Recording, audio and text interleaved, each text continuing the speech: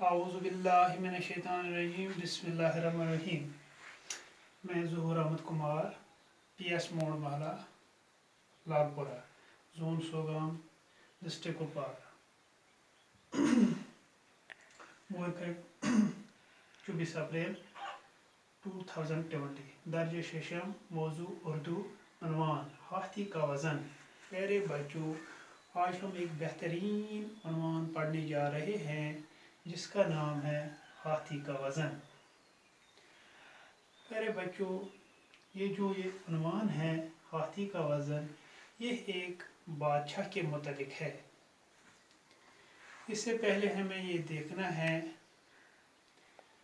कि अगर एक इंसान इस दुनिया में रहता है, चाहे वो कितना अमीर हो, दौलतमंद हो, जवानी में हो, लेकिन अल्लाह ताला हर हमेशा उसके जहन में होना चाहिए कि आखिरकार अल्लाह ताला हमें हिसाब लेने वाला है। इसी तरीके से हम आज एक अच्छा उन्वान पढ़ने जा रहे हैं जिसका नाम है हाथी का वज़न। अरे बच्चों, एक दफ़ा का जिक्र है, एक मुल्क में एक बादशाह रहा करता था। वो बादशाह बहुत ऐश-ओ-इशरत की ज़िंदगी गुजारता था। एक दिन उसके साथ एक ऐसा वाक़या पेश आया कि वो बहुत बीमार पड़ गया। वो इतना बीमार पड़ गया, वो अब सोचने लगा मैं अब इस दुनिया में नहीं रहूँगा। उसने अब सोचा चलो ठीक है, मैं अब अल्लाह ताला की तरफ रुजू करूँगा। उसने अल्लाह ताला से ये रुजू किया कि ऐ खुदा, ऐ मेरे आका, अगर मैं सेहतियाब हो गया तो मैं हाथी के वज़न के बराबर गरीबों, मिस्कीनों, फ़कीरों, बेवाओं मैं आपकी राह में पैसे खर्च करूँगा। तो इसके बाद उसने क्या किया, तो आहिस्ता आहिस्ता ये बादशाह ठीक होने लगा। जब ये ठीक हो गया तो वो और परेशानी में पड़ गया। उसने अब ये सोचा कि मैंने अल्लाह ताला के साथ एक सौदा किया है कि जो ही मैं ठीक हो जाऊंगा तो मैं क्या करूंगा, हाथी के वज़न के बराबर आपके नाम पर फ़कीरों, गरीबों, मिस्कीनों, बेवाओं में पैसे बांटूंगा। तो वो इसी परेशानी में था। तो उसने एक दिन ऐसा किया कि उसके जो महल खाने में बाकी दानिश्वर लोग थे, अक्लमंद लोग थे, उनसे कहा मुझे मशवरा दीजिए, मेरे पास एक सवाल है। मैं बहुत बीमार था, आप सबको ये पता था। तो उस वक़्त मैंने अल्लाह ताला के साथ एक सौदा किया कि जो ही मैं ठीक हो जाऊंगा तो मैं आपके नज़र में, आपकी राह में गरीबों, फ़कीरों, मिस्कीनों को हाथी के वज़न के बराबर कुछ पैसे दूंगा। तो मुझे मेहरबानी करके ये दिखाइए कि मैं कैसे हाथी के वज़न के बराबर पैसे तोड़ूं। सब जो दानिश्वर इस महल खाने में थे वो सोचते रहे, लेकिन किसी ने इसका जवाब नहीं दिया। इसके बाद बादशाह ने क्या किया, उसने एक एडवर्टाइज निकाला तमाम मुल्क में, अपने तमाम मुल्क में एक एडवर्टाइज निकाला कि जो कोई भी मेरे इस सवाल का जवाब देगा मैं उसको इनाम से नवाजूंगा। تو اس کے ساتھ بھی 2-3-4 مہینے گزر گئے، تو وہ اب اور سوچنے لگا کیا پتہ زندگی کا کوئی بھروسہ نہیں ہے، موت تو کبھی آنے ہی والا ہے، موت تو کبھی ہی آئے گا۔ تو جب وہ اسی پریشانی میں تھا تو ایک دن اس کے دربار میں ایک ملح پیش ہوا، حاضر ہوا ایک ملح۔ تو اس نے کیا کیا، اس نے سلام کیا، بادشاہ سلامت، میں آپ کے سوال کا جواب ڈھونڈ نکالا، میں نے آپ کے اس سوال کا جواب ڈھونڈ نکالا۔ تو اس نے کیا کیا، اس نے بادشاہ سے بولا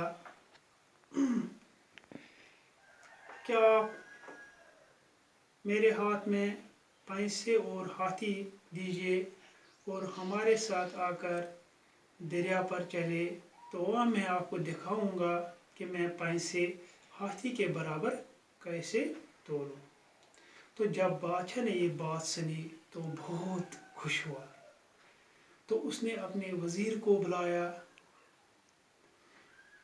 اس سے بولا کہ آپ اس ملح کے پاس جائیے پیسے لے کر اور ہاتھی لے کر، اور وہاں پر جو پیسے ہیں اس کو ہاتھی کے وزن کے برابر تول کر لائے۔ تو اسی دوران بادشاہ نے یہ سوچا چلو میں بھی وہاں تماشا دیکھ کر جاؤں گا۔ تو جب یہ ایڈورٹائز پورے ملک میں چلا تو سب لوگ تماشائی بن کر دریا کے کنارے پر آئے اور بیٹھے۔ تو اس کے بعد ملح نے کیا کیا، ملح نے اپنی کشتی کو دریا کے کنارے کے ساتھ لگایا اور ہاتھی کو اس میں سوار کیا۔ جب ہاتھی کو اس میں سوار کیا تو ہاتھی کے وزن سے کشتی کا وزن بڑھ گیا اور وہ تھوڑا بہت پانی میں ڈوب گئی۔ جہاں تک یہ ڈوبی وہاں تک کیا کیا، اس ملح نے ایک نشان لگایا، محرک کیا۔ اس کے بعد اس ہاتھی کو اس کشتی سے واپس نکالا اور بادشاہ سے بولا بادشاہ سلامت، اب اس میں پیسے ڈالو۔ تو بہت سارے لوگوں نے اس میں پیسے ڈالنا شروع کیا۔ تو ملح نے ان کو بولا کہ جب تک نہ یہ نشان، جہاں تک پانی کا نشان اس کشتی پر لگا، جب تک نہ وہاں تک یہ نشان اس کو آئے گا تب تک اس میں پیسے روپے ڈالنا ہی ہے۔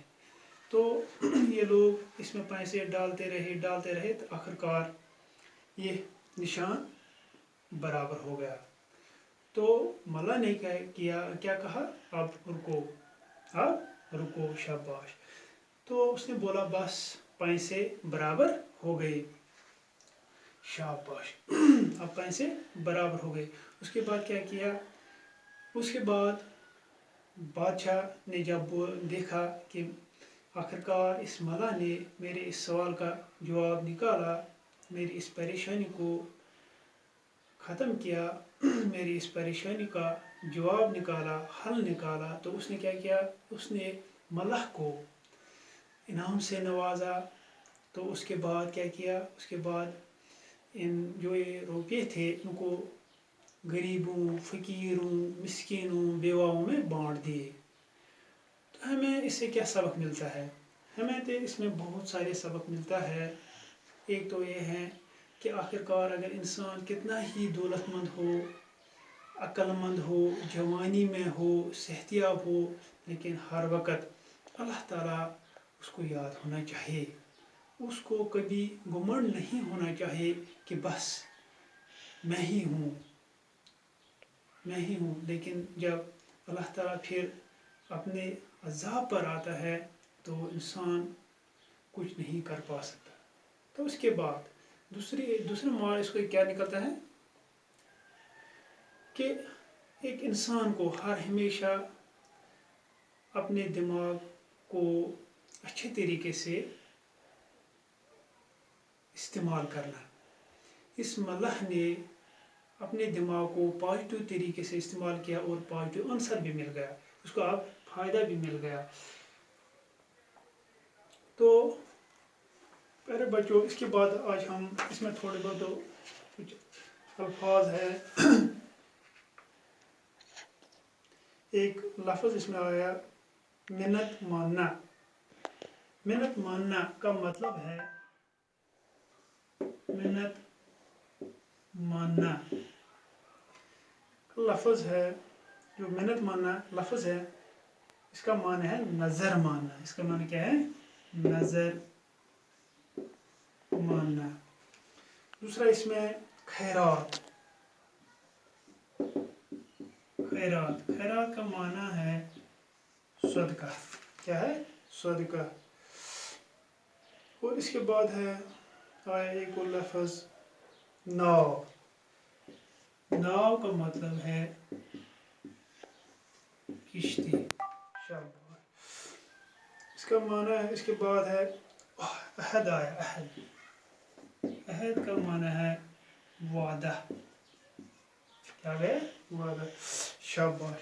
اب بچوں اس میں ہم دیکھیں گے کچھ سوال بھی ہے اس کے ساتھ, سوالات بھی ہے اس کے ساتھ. مثال کے طور پر یہاں پر ایک کوشچن ہے, بادشاہ نے کیا منت مانی تھی؟